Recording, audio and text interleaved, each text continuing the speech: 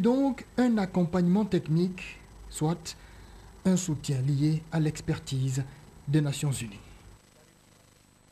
Cadre du programme de renforcement des capacités des cadres de l'administration dénommé Programme Émergence, le séminaire de managers de proximité que sont les directeurs adjoints, les chefs de service et les chargés d'études prévus pour débuter le lundi 15 avril 2013 est reporté à une date ultérieure. Santé à présent, l'on s'achemine vers une politique pharmaceutique commune. Les ministres de la Santé et de l'Espace CEMAC vont tenter de s'accorder sur la question à l'issue de cette deuxième rencontre qui se tient à Libreville. Filika Biongo, Fortuné Djiba. La santé des populations de la sous-région est une préoccupation partagée par les chefs d'État des pays membres de la CEMAC. C'est dans ce cadre qu'une harmonisation des politiques pharmaceutiques nationales s'impose. D'où la tenue des présentes assises à Libreville.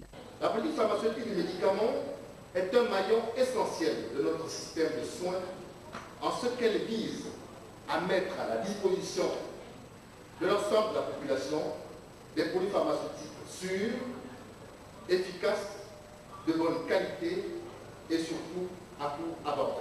Des produits pharmaceutiques dont l'approvisionnement nécessite un contrôle et une intervention active des gouvernements pour une lutte efficace contre les marchés illicites des médicaments.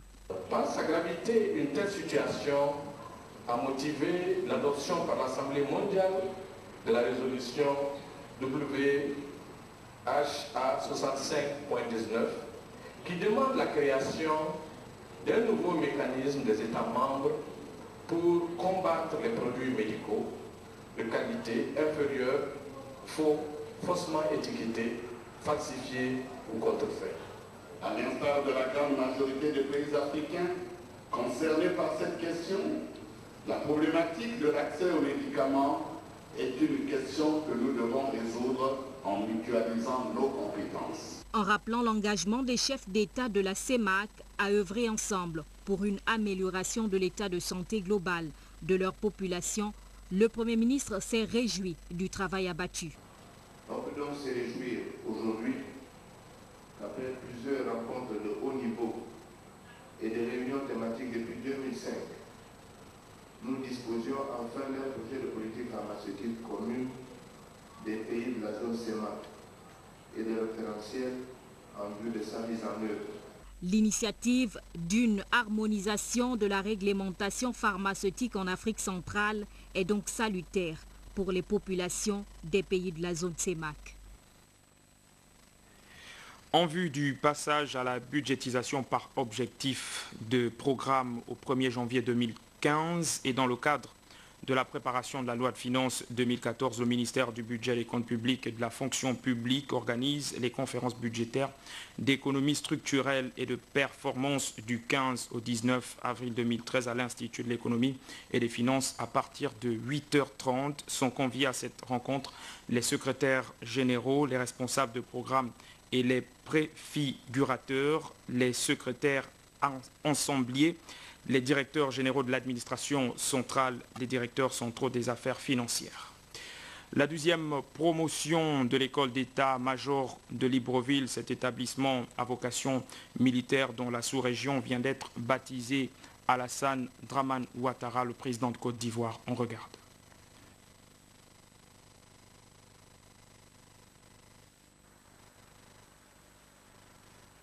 Il est 10h50 lorsque le ministre de la Défense nationale, Pakam Rufin Onzunga, arrive à l'école d'état-major de Libreville, présider la cérémonie de baptême de la 12e promotion de cet établissement militaire à vocation sous-régionale.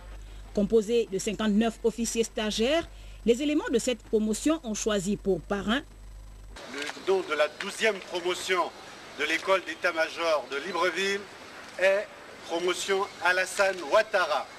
Cette journée de vendredi 12 avril 2013 sera désormais gravée dans notre histoire et ajoute dans nos annales un grand nom, celui du président Alassane Ouattara, digne et grand fils africain, qui, depuis sa jeune enfance, s'est consacré au service de l'État et des autres. Sa longue carrière politique suscite l'admiration et la reconnaissance de ses pairs. C'est pourquoi le choix de sa jeune frère, officier stagiaire de la deuxième promotion, s'est légitimement porté vers lui pour honorer ce grand homme en le prenant comme né de France et un modèle. Plusieurs personnalités militaires et civiles ont pris part à cette cérémonie au cours de laquelle on a noté la présence de M. Kofi, ministre auprès du président de la République de Côte d'Ivoire, chargé de la défense, représentant le parrain de la promotion. De façon traditionnelle, nous avons de très bons rapports avec le Gabon, y compris la coopération militaire. Vous avez dû constater que nous avons des stagiaires ici, des officiers qui sont sortis de cette école. Et régulièrement avec les écoles gabonaises, nous avons des échanges. Mais nous allons renforcer cela. Et ce matin, nous avons une séance de travail avec notre collègue gabonais. Et je pense que d'ici la fin de l'année, nous espérons pouvoir arriver à un accord de coopération. Le baptême de cette 12e promotion crée des liens autour d'un idéal de paix qui unit nos deux pays, la République de Côte d'Ivoire et le Gabon. À ce propos, le colonel Jean-Marie Obam Eyégué, directeur de l'école d'état-major de Libreville, a émis le souhait que les officiers de la 12e promotion et leurs parrains préservent précieusement et jalousement ce lien établi, qu'ils gardent à jamais allumé la flamme de la promotion président Alassane Ouattara. Des chèques d'une valeur de 1 à 20 millions de francs CFA au chef d'établissement supérieur pour la prise en charge de la scolarité des étudiants issus des familles économiquement faibles. Lolita Obono Jéramindou. Partie des heureux gagnants de ce grand projet, étant entendu que notre scolarité pour le compte de l'année académique 2012-2013 est prise en charge par l'État gabonais à travers les actions du ministère que vous dirigez. Plus d'une cinquantaine d'étudiants, pour la plupart filles, mères et pères responsables de familles économiquement faibles, qui viennent de bénéficier de l'aide au financement de leurs études. Des mains des différents acteurs impliqués dans le social, les responsables des établissements supérieurs ont reçu des chèques allant de 2 millions à 23 millions pour la prise en charge des étudiants économiquement faibles. Occasion pour les membres du gouvernement, d'abord le ministre de l'Éducation nationale, Séraphin Mundunga, de souligner l'importance de ce geste à l'endroit des bénéficiaires et louer l'effort du ministre des Affaires sociales. L'action que vous menez à la tête du département de la famille et qui consiste aujourd'hui à accompagner les jeunes étudiants en situation de réussite et le témoignage de cette lutte contre l'exclusion sociale, cet accompagnement permettant à ces jeunes compatriotes sur le point de rentrer dans la vie active de pouvoir terminer leur scolarité dans de bonnes conditions.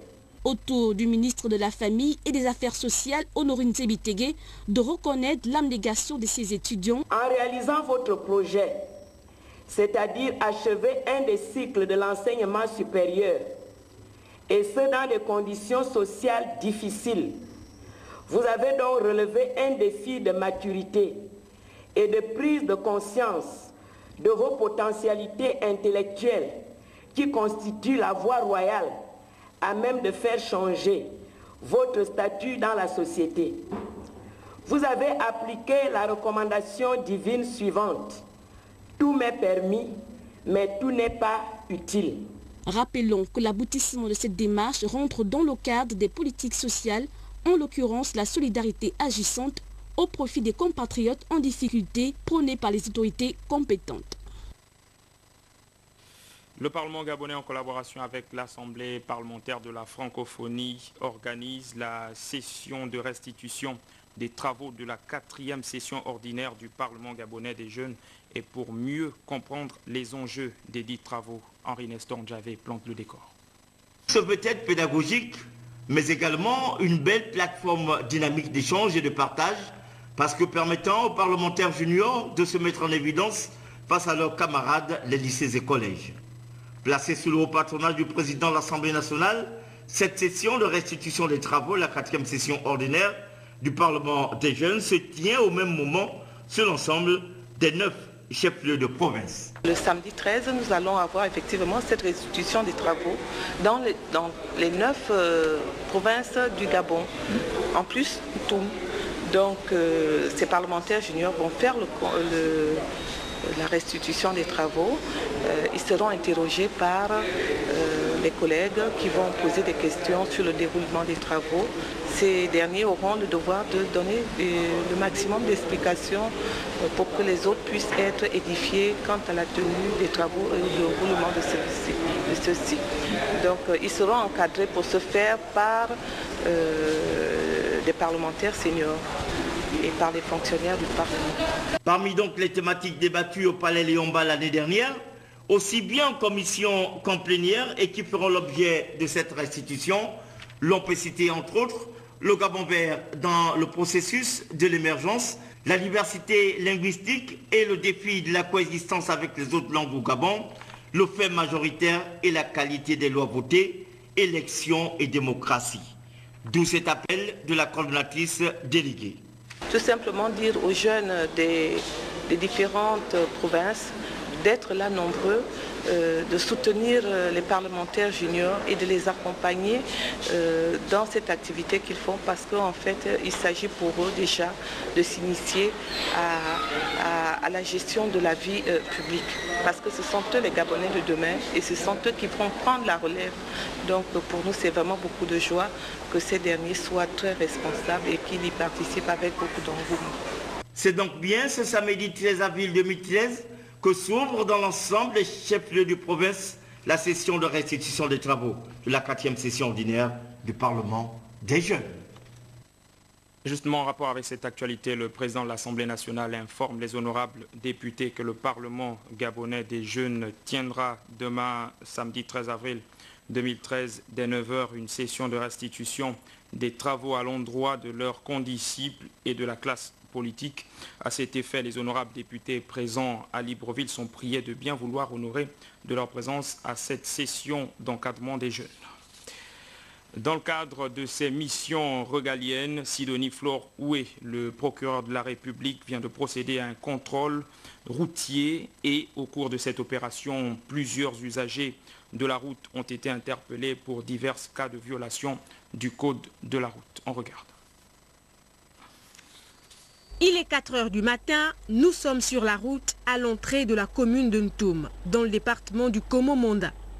Sur le terrain, la brigade de la Direction générale de la concurrence et de la consommation présente pour contrôler la qualité des produits et denrées alimentaires. Fondue dans cette brigade, une équipe du parquet de Libreville, conduite par le procureur de la République et soutenue par les officiers de police judiciaire de Ntoum, procède à un contrôle routier inopiné, une mission qui rentre dans le cadre de ses prérogatives. Sur les lieux, les chauffeurs sont allergiques à la procédure normale. Il y a plusieurs irrégularités. Le phénomène des véhicules administratifs où la plupart ont été conduits par des chauffeurs qui n'ont pas de permis de conduire administratif et dépourvus également d'assurance. Beaucoup de défauts de carte de séjour. Si certains conducteurs sont épidermiques à cette opération, d'autres par contre apprécient cette action du parquet de Libreville à juste titre. Je suis camerounais, mais on dit que nul n'est au-dessus de la loi. Donc c'est une action louable. En tant qu'expatrié, il faut être en règle. Nous vivons dans un pays de droit. Le problème des pièces, c'est ça qui est la lame maîtresse d'un pays. Les usagers en situation irrégulière interpellés ont été conduits à la brigade de gendarmerie de Ntoum. Pour une partie d'entre eux, leur mise en liberté a été conditionnée par le paiement d'une amende au trésor public de Ntoum. Nous avons reçu plusieurs personnes. Alors nous avons tiré des quittances. Et toutes ces quittances allaient à un montant de 24 000 francs chacune. Et nous les tirons sur nos recettes. Les autres prévenus ont été entendus devant la juridiction correctionnelle de Libreville à Ntoum, qui recevait ce jour une audience foraine. Et justement, en rapport avec cette audience foraine qui s'est tenue en Ntoum, la juridiction correctionnelle de Libreville est allée édifier les populations de cette localité sur les mécanismes de fonctionnement du tribunal. On retrouve Cheryl Annabelle Bungota.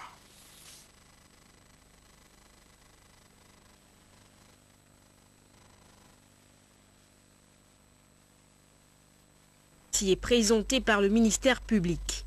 Les infractions sont diverses, de nombreux défauts concernant les infractions de la route, en grande partie détention et usage de chanvre indien, délit de coups et blessures volontaires, vol aggravé. C'est un